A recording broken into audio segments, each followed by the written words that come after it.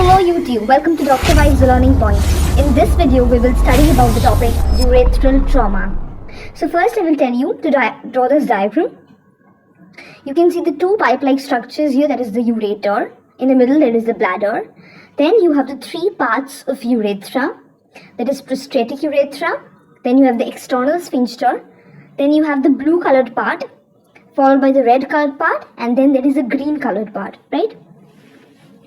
Now first draw the basic outline structure of this urethra, and now we will be labeling what different parts of urethra are.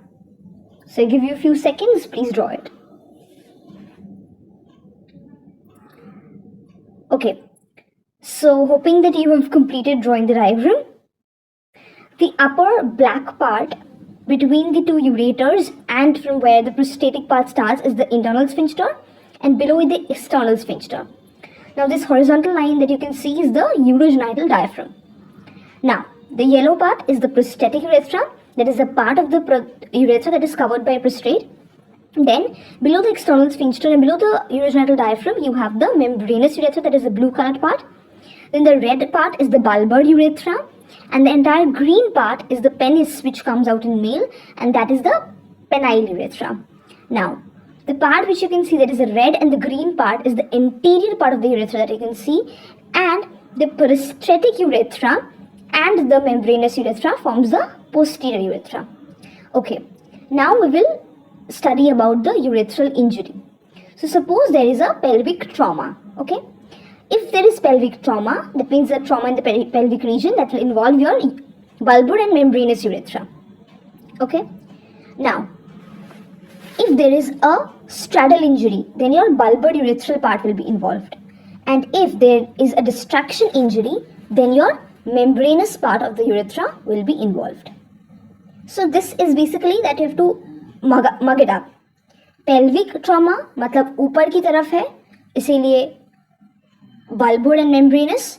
Straddle injury में मतलब perineum में कोई लाठी मार दिया है, then bulbar urethra is involved.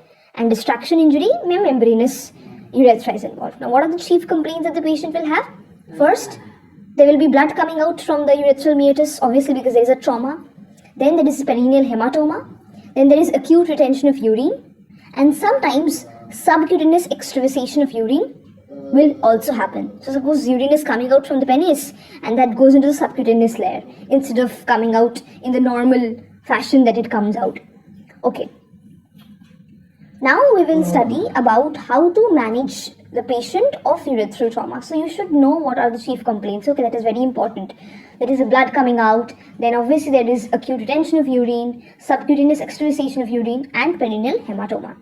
Okay. Now the management of urethral trauma is given by a mnemonic, that is bulbar. Here the B stands for bleeding arrest. So there is perineal hematoma, or the blood is coming out from the urethral meatus. So our target should be to compress the perineum. If you give pressure on the perineum for like 10 minutes, then the bleeding will stop.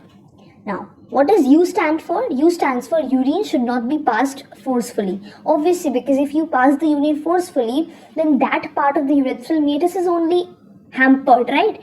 Because the blood is coming out from the urethral meatus, so it will not be very good condition for the patient. Also, if the urine is passed forcefully, then what can happen? That this urine can go into the subcutaneous layer, causing a subcutaneous extravasation of urine, which is again problematic for the patient.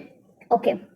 L stands for lone and gentle attempt at catheterization. So obviously the patient is not asked or is stopped to pass the urine forcefully. We can make a slight attempt at catheterization, but that should not be forceful enough, because again if that is forceful, then you have to pass, because catheter तो आप urethral meatus से ही घुसा के कर रहे हो ना, तो अगर forceful हो रहा है तो problem ही होगा patient को.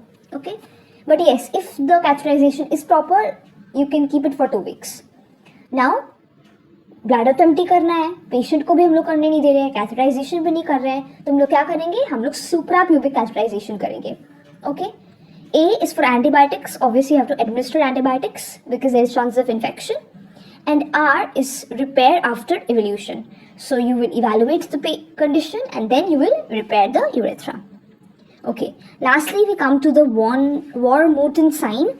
So basically, if there is a pelvic trauma, then the membranous part of the urethra is damaged, and if you do a retrograde urethropography, you can see that there is extravasation of urine from the urethra into the pelvis.